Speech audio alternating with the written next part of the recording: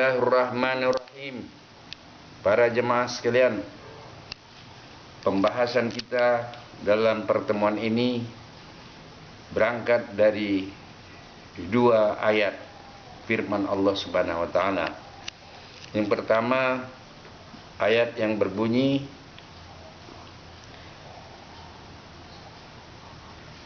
Inna salata tanha anil fahsya wal munkar.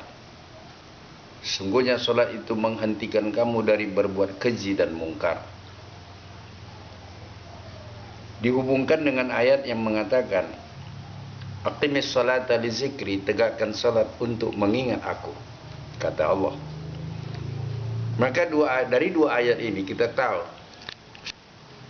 bahwa salat yang paling efektif untuk mencapai terhentinya kemungkaran dan kekejian dan kemungkaran dari dalam diri kita, tersingkirnya kekejian, fahsya wal mungkar, dan kemungkaran dari diri kita, maka yang harus dimengerti adalah bagaimana tata cara pelaksanaan sholat itu sendiri. Bahwa ayat yang kedua tadi sudah mengatakan, Aqimis salata li zikri, tegakkan sholat untuk mengingat aku. Bagaimanakah praktek daripada sholat yang mengingat Allah? Ini mudah difahami dari seluruh gerak-gerik sholat kita sendiri.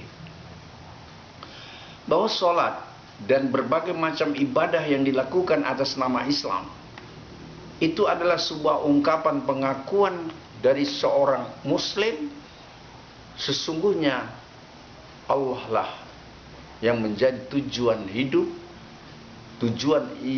yang untuk dimulia-agungkan. Dialah yang hendak diingat sepanjang waktu.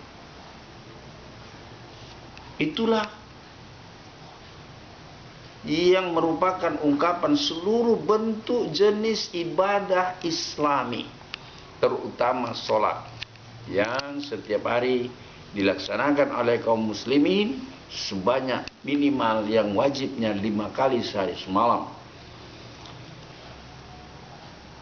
Masalah yang ingin saya kedepankan di sini adalah bagaimana praktek caranya mendapatkan solat yang fokus kepada Allah. Aqimis salata li zikri, tegakkan solat untuk mengingat aku. Secara letterlik, ayat itu sangat mudah memahaminya, bahwa ketika seorang muslim itu menegakkan sholat, itu artinya dia sudah diperintahkan, dia sudah harus tahu supaya seluruh kesadarannya terlepas dari alam semesta ciptaan Allah ini, makhluk. Maka fokus kepada Al-Khaliq, sang pencipta itu sendiri. Aqimis salata li zikri, tegakkan solat untuk mengingat aku sebagai pencipta alam semesta, sebagai Rabbul Alamin. Maka sebagai bimbingan teoritisnya, cobalah lihat seorang muslim yang solat. Dia akan memulai solat itu dengan takbir setelah berdiri lurus, dadanya menghadap kiblat. Sunnatkan hukumnya mengangkat tangan di dalam takbiratul ihram itu. Angkat tangan yang pertama ini adalah sebuah ungkapan bahasa tubuh, seolah-olah seorang muslim mengatakan kepada dunia luar dirinya, selamat tinggal dunia luar diriku. Maka dia masuklah ke dalam dunia dalam dirinya sendiri, berupa batinnya sendiri. Seorang yang cermat memperhatikan gerak batinnya masing-masing pasti akan melihat bahwa betapapun ramainya lalu lintas keramaian dalam hidup di alam nyata ini, keramaian ada di ruang batin jauh lebih ramai lagi. Maka inilah dunia yang kedua yang harus terhilangkan dari ruang kesadaran seorang muslim yang menegakkan sholat. Apabila dunia yang dua ini tadi dunia di luar dirinya dan dunia di dalam dirinya bisa terabaikan karena terfokusnya kesadaran kepada Allah Rabbul Alamin. Inilah solat yang memenuhi ke pengajaran ayat yang 2 tadi. Inna solata tanha anil fahsya wal munkar. Sungguhnya solat yaitu komunikasi kamu dengan Allah yang efektif itu akan membuahkan terhentinya kekejian dan kemungkaran dari diri kamu. Sedangkan inilah yang baru dikatakan aqimis sholata li zikri, tegakkan salat untuk mengingat aku.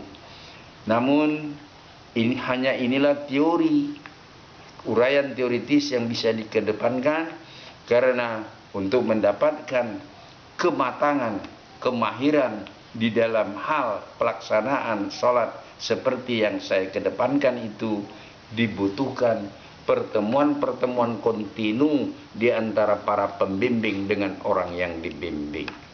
Demikian sekedar menyampaikan hal yang paling prinsipil dalam kehidupan seorang muslim, yakni yang dikatakan Allah sendiri, ya ayyuhalladzina amanu dzkurullaha dzikran katsira. Hai orang yang beriman, ingatlah Allah dengan sebanyak-banyak ingatan. Tidak ada detik melupakan Allah. Itulah target hidup seorang muslim. Ketika target ini tercapai, maka besarlah kemungkinan apa yang dikatakan oleh Rasulullah sallallahu alaihi wasallam, man akhiru kalamihi la ilaha illallah dakhalal jannah. Siapa yang akhir kalamnya la ilaha illallah masuk surga. Inilah sebenarnya target menengah yang harus dicapai oleh kaum muslimin setelah target awal dalam kehidupan ini bisa tercapai. Target awal adalah memenuhi batin kesadaran kita dengan pelukan-pelukan makna kalimah la ilaha illallah dan mati dalam pelukan kalimah la ilaha illallah itu juga. Apabila ini tercapai, inilah yang dikatakan hidup dan mati bersama Allah. Belajarlah bagi yang belum belajar. Mengajarlah orang-orang yang bisa mengajar. Ajarlah umat Islam ini agar lebih mengedepankan Allah ketimbang keinginan ego masing-masing dirinya. Karena apabila ego anak manusia itu masih ikut serta di dalam hidup dalam Islam bersama Islam, dia akan selalu gagal mendapatkan perintah pelaksanaan sholat seperti yang diuraikan tadi dalam firman aqimis sholata li zikri. Semoga bermanfaat. Wassalamualaikum warahmatullahi wabarakatuh. Waalaikumsalam.